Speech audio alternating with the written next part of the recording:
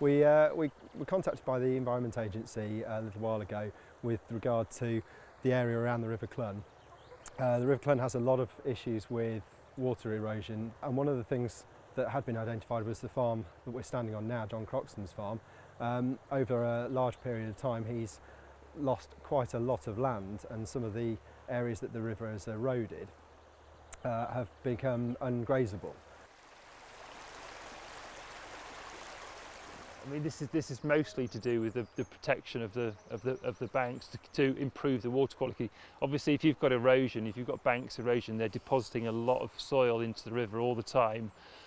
We're trying to protect the freshwater pearl mussel, and what we don't want is that silt getting in and clogging up the gravels within the river where the freshwater pearl mussels are living.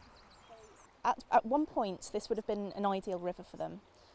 Low nutrients and quite clean cold water, but with the intensification of agriculture there's more and more nutrients going into the water, there's more sediments, and also there's the change in climate to sort of compete with as well, where you get spate flows, so the water can be very low or very high, and all of those things aren't very good for freshwater pearl mussels.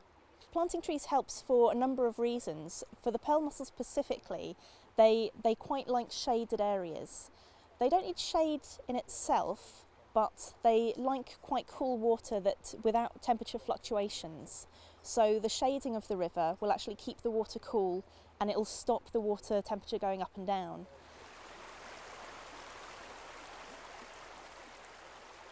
Here we've got some revetment work. It's willow faggoting that we've put in to try and protect the banks, because the river's quite energetic here and it's eroding some of the banks, and the farmer here was losing a lot of land, and obviously with the revetment and the trees we're hoping to re-establish the banks and protect his land. This is success.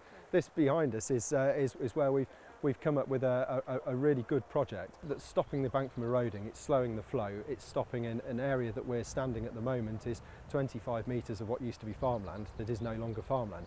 What we're trying to do is stop that from becoming 30 metres or 40 metres or even 50 metres. Streams naturally meander and change. This is all come about from overgrazing within the whole of the River Clun, and we really need to be addressing that at several sites throughout the river.